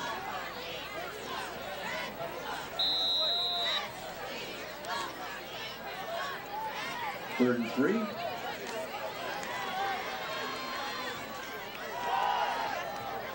Great job there. Defensive line took over. Barry, the ball carrier. It's possible we might see a punter from the Red Knights. Yeah, big play that time by the Orioles. Like number 77, Chris Costello. Nice stand. Incorrect yet again. Well, they go for it on fourth down. 3. Fourth and longer than 3. See if Goldstein puts this one up. And he rolls to the near side. He's got that kid's got a down. rifle, and he put it on display right there. Yeah, the pass that time was intended for number 41, Nick Gugamos. Gugamos was a little bit long. Turnover on downs. Couple bright spots for the Orioles here in the second half. That was good coverage. The wide receiver did break away the last second, but the ball was already overthrown at that point. So the Orioles have it on the 38-yard line. Orioles ball on 38, first and 10. They had some success going to the run last possession. Let's see if it keeps up. Not much doing that time. Going to be a loss of yards.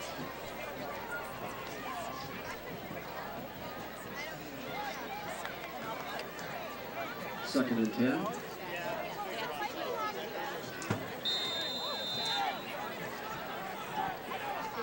Uzel lines up to the near side. Jelani in motion. Here's a keeper Livedall. And Livedall across the 40 to the 42, gain of about 3 to bring up a third down and long for the Orioles. Number 9, Quinn Livedall. They want to keep possession. Let's see what they got in the bag of tricks here.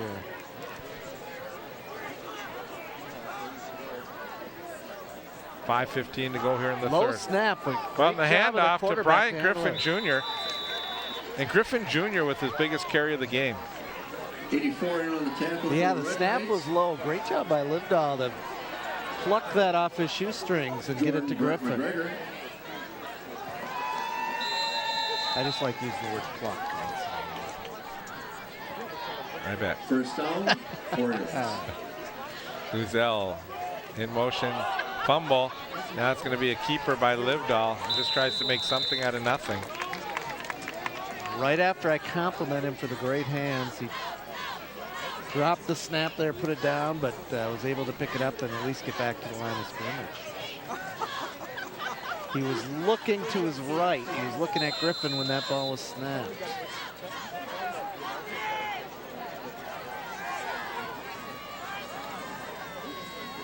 Second and a long 10. Dickerson in motion, gets the ball, goes to the outside and gets about 5. The ball carrier. It's Hickerson Mitchell. Hickerson Mitchell. Orioles mixing it up a little bit more here as they send players in motion. And the handoff that time goes to Mitchell. They tried to stretch it out. He got around Matt Morganson. was able to get 5 yards on the play. From the 46. Fake, under pressure. And it was supposed to be just a little dump screen, but incomplete. Livedall threw that one away. He didn't want to take a chance. A lot of pressure that time, and I'm sure the Orioles probably will go for it here from their own 45-yard line. 3:52 to go here in the third quarter. Griffin in the backfield. And lays the block. It's complete over the middle, and diving for that first down is Albrecht. For the Orioles, Henry Albrecht. So we saw the tight end on the other side of the field for Benilde, Sims, come up with some big plays. Now you're seeing the Orioles tight end Albrecht with his second big play of the game. Absolutely nice pass. Got him the first down. He knew where the sticks were. He got a yard beyond it and caught them all. Shotgun formation. Livedall looking for a block. Didn't really get much. And good pursuit by this Red Knight defense as they stop Livedall. Blake Castellanos on the tackle that time for the Red Knights. Very short gain, if any, for the Orioles. So bring up a second and long. Got to be thinking they got to find a way to get the ball in Uzel's hands again. On 2nd and 10. Livedall back to pass under some pressure. Thrown over the middle. Oh, complete. great Albrecht. catch. And a touchdown for the Orioles. Great touch pass. Great catch. He ran it in. Touchdown. Well, just over Isaac Hogan. I think Hogan had the old interception eyes going, and it went right through his hands. Right there. And great concentration by Albrecht.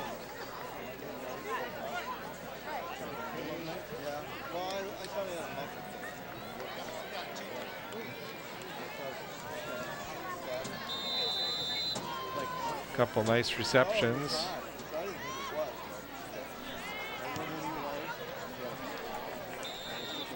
Kick is not good. Kick by Warner is no good. 41-13. Complete domination in the second half.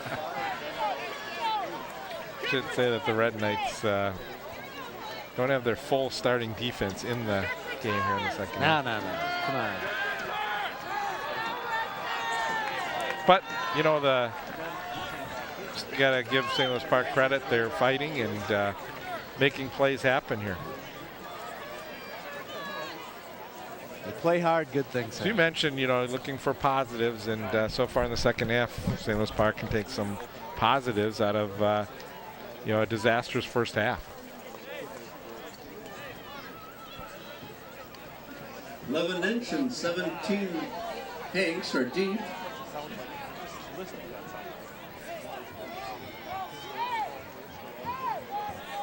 Orioles took a lot of time discussing this kickoff.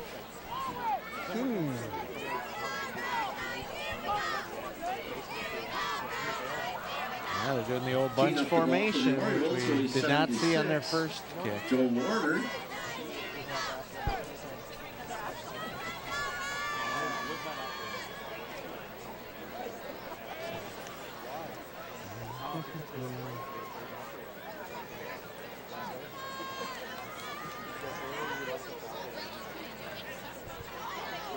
Red Knights leading 41-0 at halftime. It's 41-13 with 2:50 to go here in the third quarter.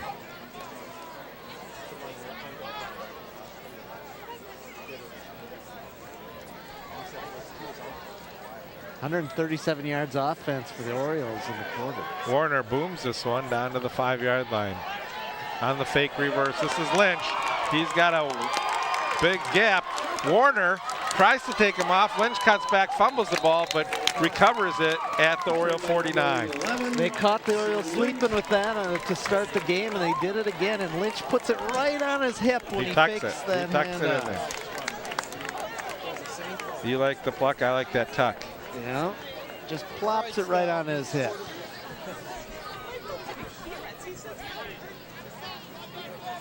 Warner did a good job to The kicker's the last line of defense, and was able to slow him down enough and even force the fumble. And Goldstein the handoff. Compton again defensively for the Orioles. Peter Watkins, the ball carrier. Watkins and Goldstein are in the backfield this set. No gain for Watkins, 2nd down 10. Red Knights have been conservative second half, trying to take it easy. Now back to pass under pressure. Just throws this one in the middle of the field. I don't know if that was tipped or just threw a duck out there. Intended for 27. It slipped out of his hand.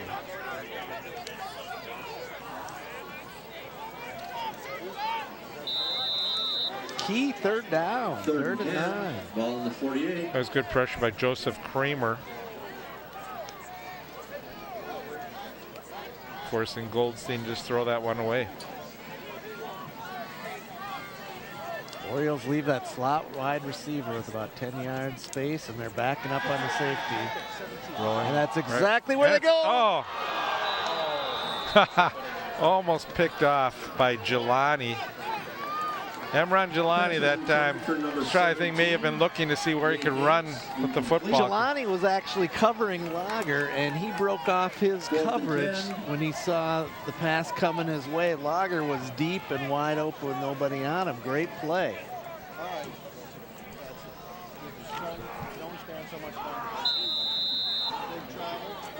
And we got a 4th and long. A couple guys run out, run back. The guy with the broken wrist does not make it in the game. Well, Arneson will do the punting. I think it's the first time that the Red Knights have punted the football. Arneson aims for the sideline, and that one goes out a little bit earlier than where he had planned to put that one out. As this goes out at about the 30-yard line. So we found the Achilles heel of the Red Knights, the punting game. Just one punt, but I think Coughlin corner ended up too early. With 2 minutes and 2:01 to go, St. Louis Park with the football once again. Could they tire out this Red Knight defense? I'd keep the pedal down. Start launching it. Uzel, Albrecht, turn this into a high-powered offense. Well, we have encroachment against the Red Knights.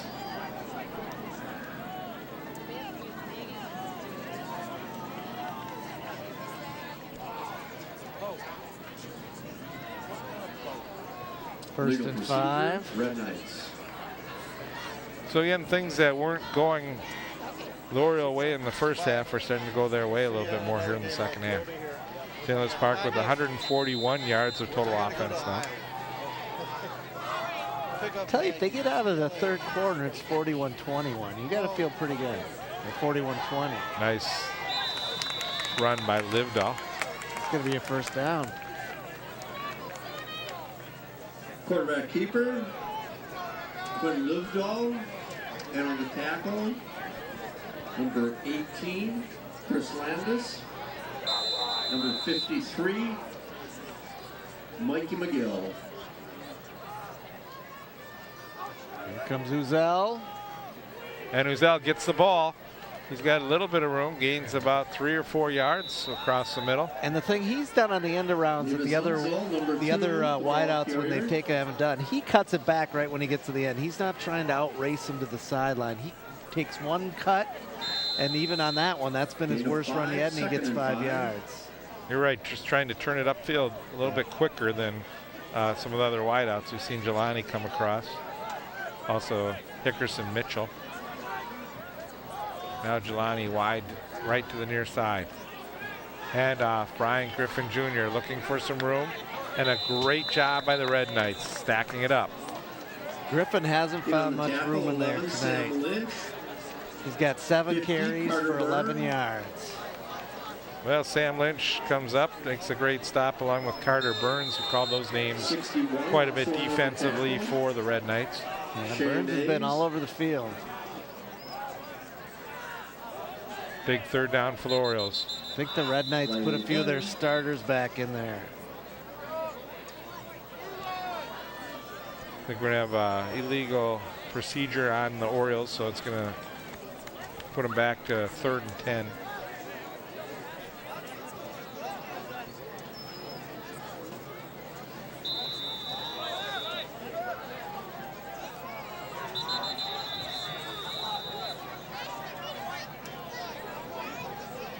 Timeout, Orioles. And the St. Louis Park will, on a 3rd and 10, see if they can come up with a play here now. Maybe they had a play called for 3rd and 5, and then with that penalty, maybe do a little more thinking here on what they want to do here. You got to believe they're going to look for Henry Albrecht or Uzel, one or the other. That's been their 2 guys who've made some plays for him tonight. Yeah, you know, interesting. The Orioles have not been able to get the ball to any of their other, really, to Jeffrey Babcock hasn't really been a key part of this play from a wide receiver standpoint.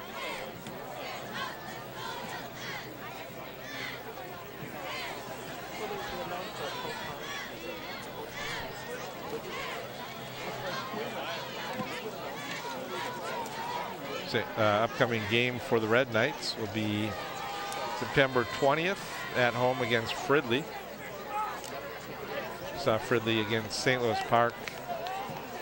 With a similar score as we got right now. Yeah, real close. I think that could be a really good matchup. So if you're looking for a Friday night activity next week, come on out and watch it.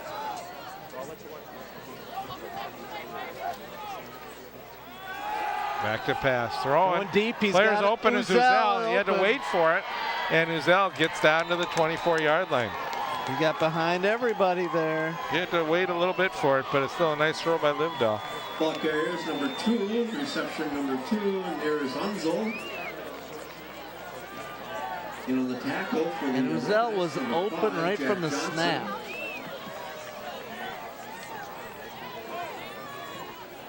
So another big play for St. Louis Park as we're still in the 3rd quarter.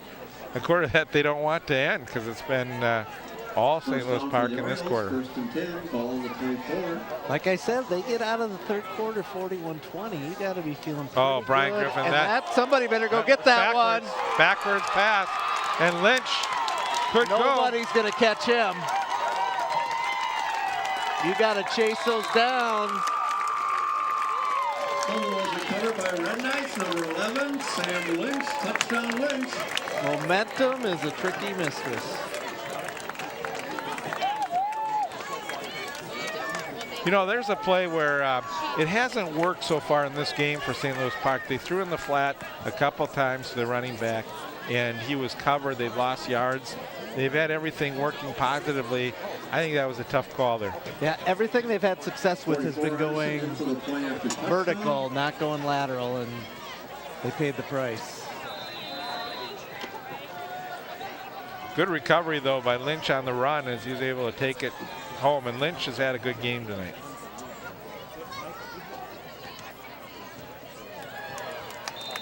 Kick is good. Arneson with extra point. Just when you think it's going to be respectable. Big play the other way.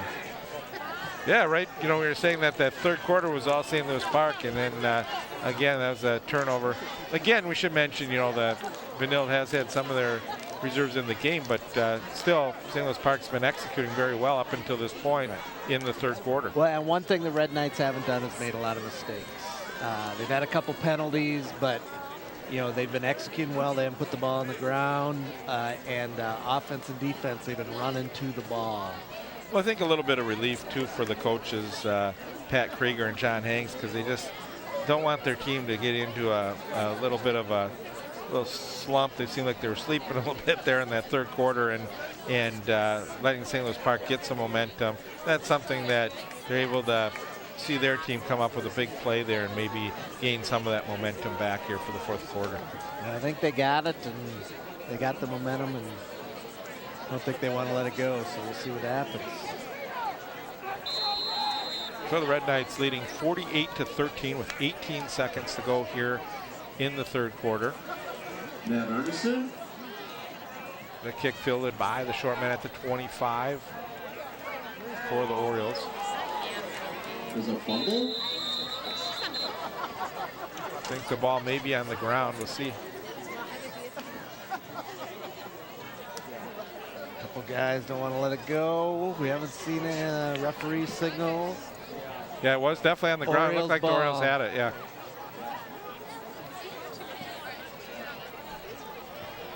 Fumble was recovered by the Orioles. Then on the play for the Red What a Knights, beautiful Chris night to Stillman. spend your birthday outdoors. High school football. It's great to be 40 again. The leaves haven't turned a single bit.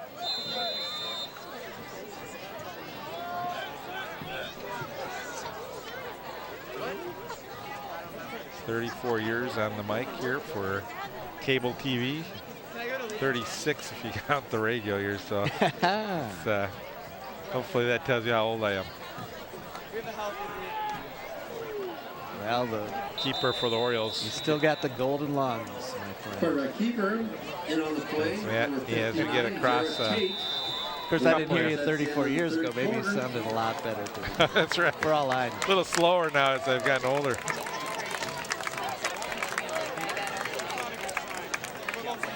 Well, that ends their third quarter here from Benilde.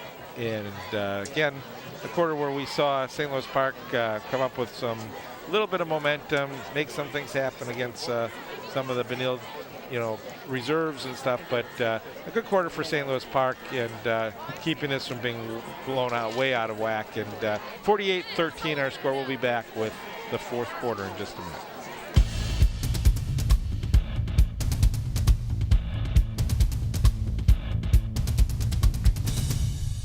Hi, I'm Betty White, and I'd like you to meet my friend here. This is Red.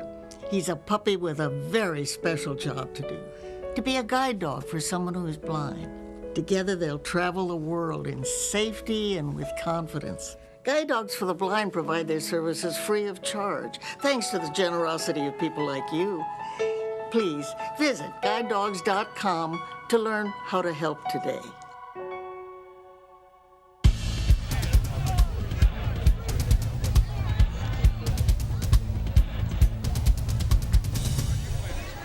Well, Bruce Homer along with Matt Cedar, 48-13 our score. We're in the final quarter here from McQuinn Stadium. First and 10, Orioles. Orioles got the ball. They had 179 yards of offense in that third quarter. If not for the big mistake on the attempted screen pass, we'd be looking at a much closer game. Well, they ran a pitch to Brian Griffin Jr. here on this play, and I think Griffin Jr. was looking to throw the football, but had no, I think this was a trick play here. Let's take a look. I would have to agree the way he was moving backwards, and he did not have time to get the ball out of his hands. And again, a lot of Mikey McGill jumped in there and just blew everything up. That's what I was saying, Matt, and that's a great pursuit by the defense, putting pressure on the Orioles. And I like the name Mikey McGill, so I might have to, I hope he makes a couple more plays. Here's a play that the Orioles have used quite a bit in the second half, where they bring Uzel across the middle, and Uzel gets about 4 yards. It's going to bring up a fourth down, and a long way to go for St. Louis Park. 58 for the Red And again, Knights. Uzel cuts in. He gets in, and that time in front of the tackle there. He does not try to go the end around and gets positive yards, just not nearly enough. And when you pull the same play out of your hat 4 or 5 times, sooner or later someone drills you. So fourth down, 16 yards to go, and that's going to bring Kramer into the game. Again, Lynch and Hanks back. They stand at about the 35-yard line. End over end kick, fair catch, signaled for. That's Lynch, and he goes down on his knee at the 40-yard line. Sam Lynch. Where the Red Knights will start 1st and 10 from their own 40. Red Knights haven't done much with offense this second half. They haven't had to. They run a little conservative. We have a new quarterback in. Looks like Richmond Bowen. Richmond Bowen, the junior. Well, the first 2 quarterbacks could not have done much better. 14 for 20, 215 yards. And off is to Barry. Barry breaks 1 tackle, gets up to the 49-yard line. And you also look good when you hand off on a first down and they get 8 yards.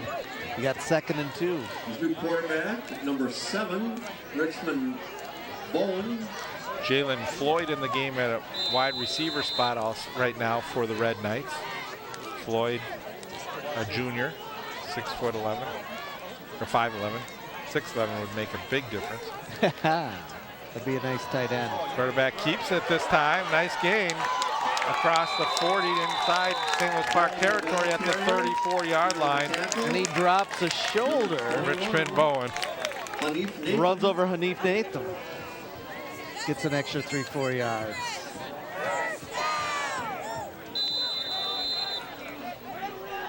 So a nice run by Bowen gives the Red Knights the ball inside the 40-yard line, inside the 35-yard line at the 33.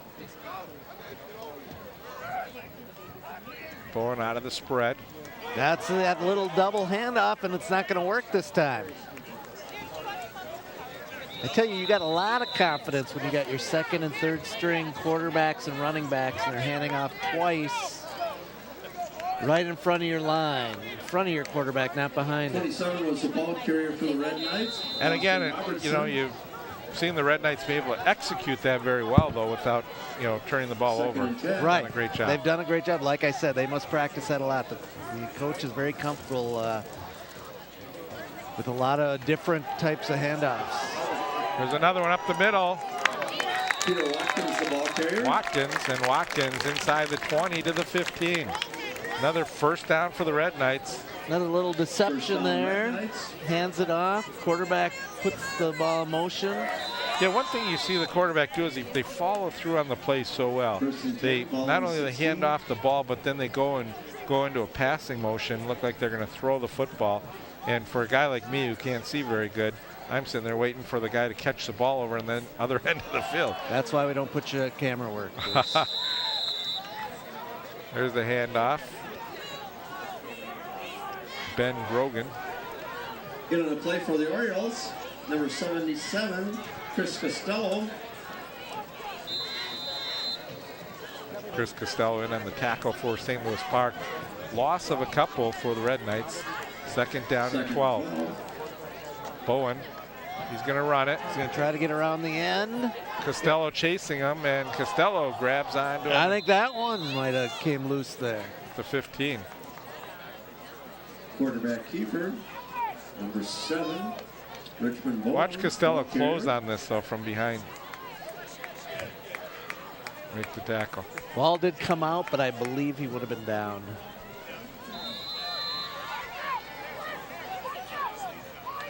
Third and 10, ball on the 16. Grogan in the backfield along with Bowen. Bowen keeps it himself, and Costello comes up from behind to make the tackle for a loss of a couple. Great clothesline there just to take him down. Costello's had a good game. Make him for the pay. You're going to keep that. In on the play for the Orioles, number 64, Christopher Compton. Or excuse me, yeah, Christopher Compton, not Costello's. Compton is who's had a good game for. 4th down, they're going for it here.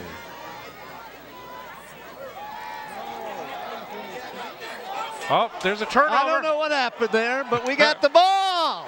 And we got a big player heading down the field. Oh, there's going to be a flag. I don't know if there's an illegal block, but we. Is that Compton?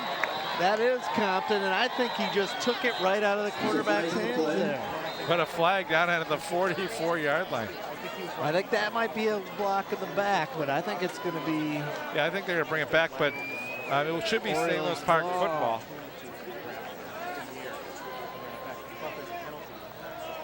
You mentioned Compton's had a great game. He just ripped it right out of the guy's hands. Let's take a look at this again. Bowen.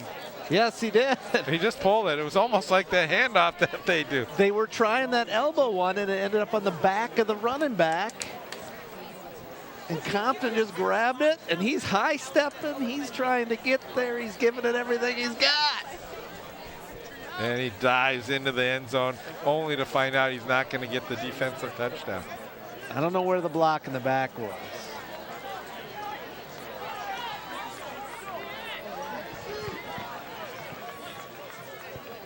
We'll see it one more time. Let's find out where the block in the back was. Orioles ball. That is crazy. 47 We just yard talked line. about how much confidence they got in doing all those crazy handoffs. Right there. There's your block. in the That's back. Martin with the push. Dare I say that guy might have caught Compton if he would have Not been pushed.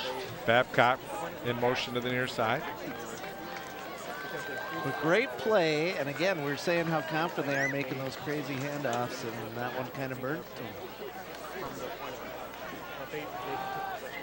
Quarterback with some room. Livedall, and Livedall gets to the 46. Margaret keeper in on the tackle for the Red Knights, 25. 7-yard gain for St. Louis Park. So I got to tell you, the Orioles will come out of this. Obviously, you didn't want to lose the game and be down 41-0 at the half. Well, Hickerson Mitchell right now is, I think, taking the football here. 2nd and 4. It's like, and he hands off to Brian Griffin Jr. Breaks one tackle. Griffin Jr. He almost broke another one as he gets bumbling, inside stumbling. the 35 to the 34, and we're seeing a little bit more out of Brian Griffin Jr. right now. 31 the ball. So the carrier thing for you the take Orioles, out if you're the Brian Orioles, your Griffin guys Jr. aren't quitting. They're playing hard. First They're down, Orioles. lowering their shoulders. They're staying alert. They're picking up fumbles. Well, Hickerson Mitchell in for Livedall right now.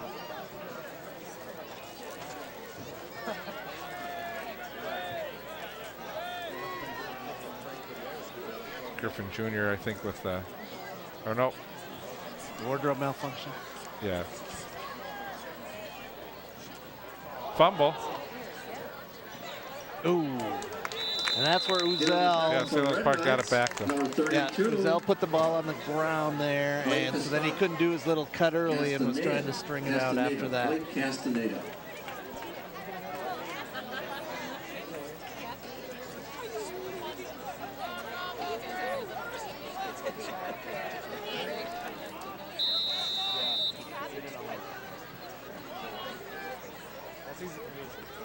Five minutes, 14 seconds here to go. Left to go here in the fourth quarter, 48-13.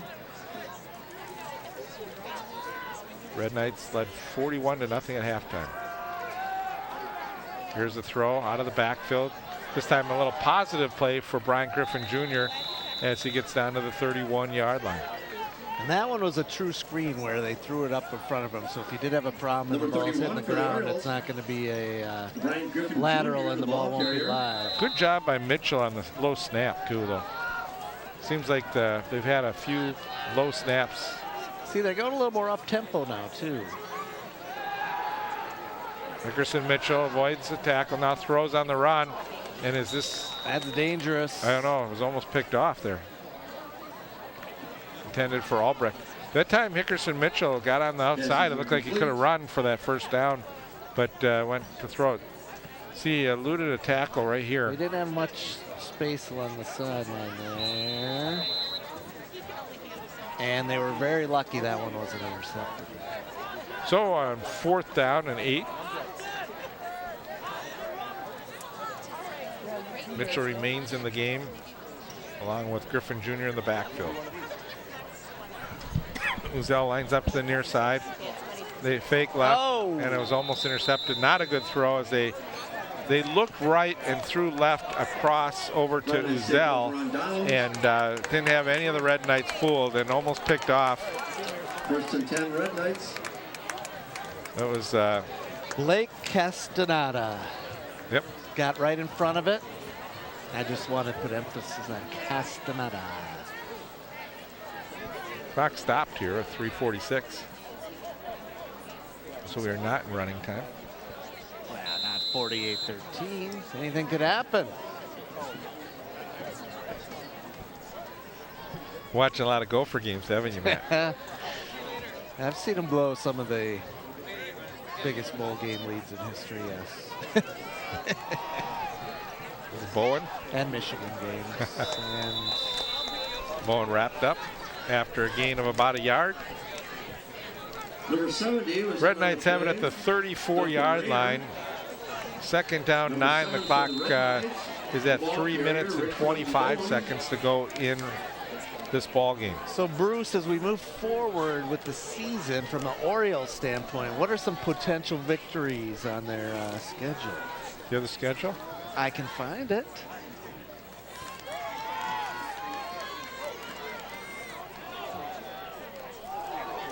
Couple spin moves after the handoff to Ben Grogan. Ben Grogan, the 5'8", 160-pound junior, getting the ball that time and gets to the 38-yard line.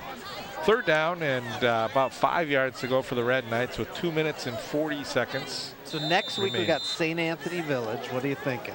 Do we know anything about them? So that's their homecoming game. So that I assume that they made it where they have maybe an opportunity. You can click on St. Anthony and see what they. 0-2. 0-2. So homecoming's always good. Robinson Cooper, I think. Yeah, Robinson Cooper will be a real tough game for them. Then they also play a Hill Murray team. Cooper 1-1 as they lost to the Red Knights. Hill Murray is always a tough team. Been outscored 42-28 this year. Spring Lake Park lost. They lost their opener, and then they close out with Irondale, who's looking pretty good so far this year. So next week, there's Bowen. St. Anthony Village. Bowen trying to get outside. He breaks a couple tackles, gets out to the 50-yard line, and a first down for the Red Knights on a fourth down play. So the Red Knights with under 2 minutes to go. And now we have a timeout as we have an injured player on the far sideline. And Benilde-St. Margaret, they got Fridley. Fridley got some votes in Class 4A in the rankings last week, so I think that'll be a real good game. De La Salle, who's 1-0, and they had a big victory last week. Yeah, De La Salle will be a tough game for them. That should be a really good game. Irondale's undefeated. Tartan. And then Spring Lake Park. They could run the table. Red Knights' next game is next Friday at 7 o'clock. This will be our homecoming game. And we'll be against the Fridley Tigers. They picked Fridley for the homecoming game. Yeah, so the Red Knights have Fridley, and St. Louis Park has St. Anthony as their homecoming opponent. So both teams have homecoming on the same night, and expect big crowds. So if you're coming out to the game, get out early. Matt, maybe pull up a few stats here as we get ready to close out on this evening here. Absolutely. With St. Louis Park and their flourish in the second half, first downs, they've got 13 first downs to the Red Knights 20. Rushing yards, 81 rushing yards, all of those in that third and fourth quarter. The Red Knights have 205. Passing yards, 123. The Red Knights have 215. So total yards, 204 to 420. Turnovers, St. Louis Park's got 2, and Benilde-St. Margaret's has 1 turnover. Do we have time of possession?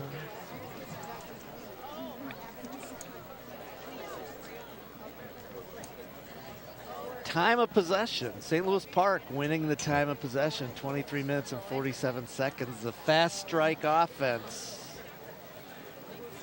of the Red Knights, 20 minutes and 27 seconds. But you got to believe most of that's the third quarter and fourth quarter when we've been, for the most part, in garbage time. Again, we have an injured player on the field here.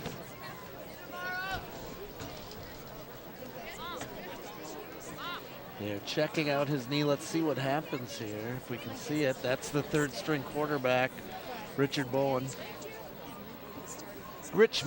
excuse me. And you're going to see right there. Looks like he got grabbed a little bit on that tackle, but not necessarily, he didn't roll up on it. Might be a hyperextension.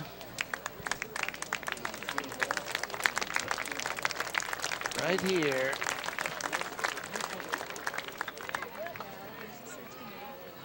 Yeah, it's just hard to tell how he planted it, and there as he came down, his knee going up in the air, and unable to put much pressure on that left side of the leg. I think gotta.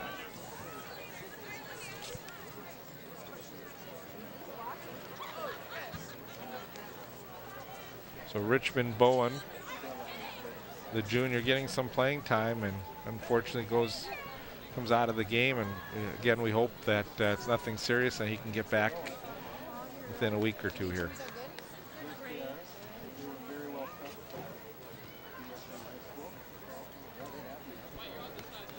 So now they're going to bring Goldstein back into the football game, and probably just to hand off the ball and try and run the clock down. Right now, if you're the Red Knights, you say, we don't want any injuries. 48-13 is our score. Let's just get out of here and be done with this football game. Get ready for Fridley. Well, they'll look at the film, and they executed very, very well, save for that one botched handoff, when it was mostly garbage time by that point. But early on, they dominated offense, defense, special teams. They had two quarterbacks throwing it well. So this time they just hand off inside to Ben Grogan, and Grogan gets a few yards. He moved the pile. Second down. And with 1:20 to go, time for maybe two more plays.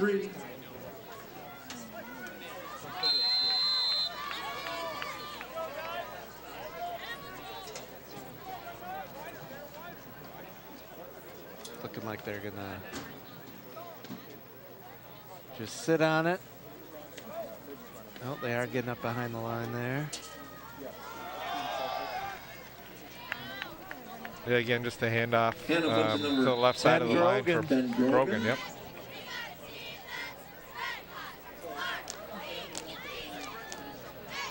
Turn out the lights.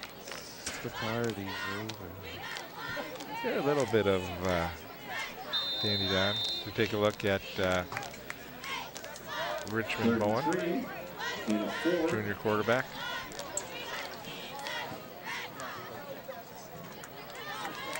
They're checking him out on the sideline. And with 15 seconds, they take the knee, and we are going to be done here with as Benilde with a very impressive 48-13 win over the St. Louis Park Orioles. And they're ranked number 4, and I don't see them dropping this week, that's for sure. They look really tough.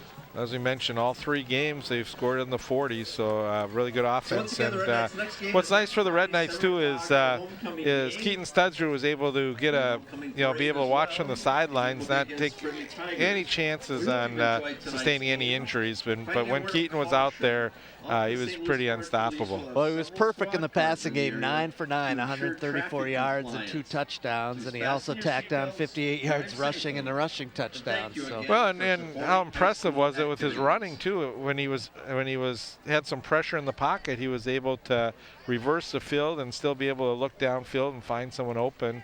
And a couple key receptions too from Sims, the tight end, when they needed him too. So right, and he was really only in there, even in the first quarter there for a little period of time. They had a backup in there. I mean, he played the first half and didn't even play the whole first half, and he pretty much dominated when he was in there.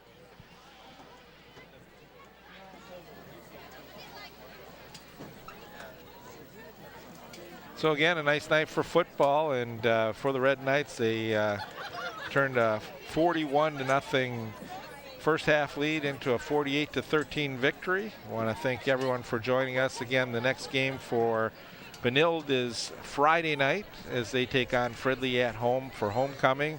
For the St. Louis Park Orioles, their next game is next Friday night, and again, not tomorrow, but a week from tomorrow.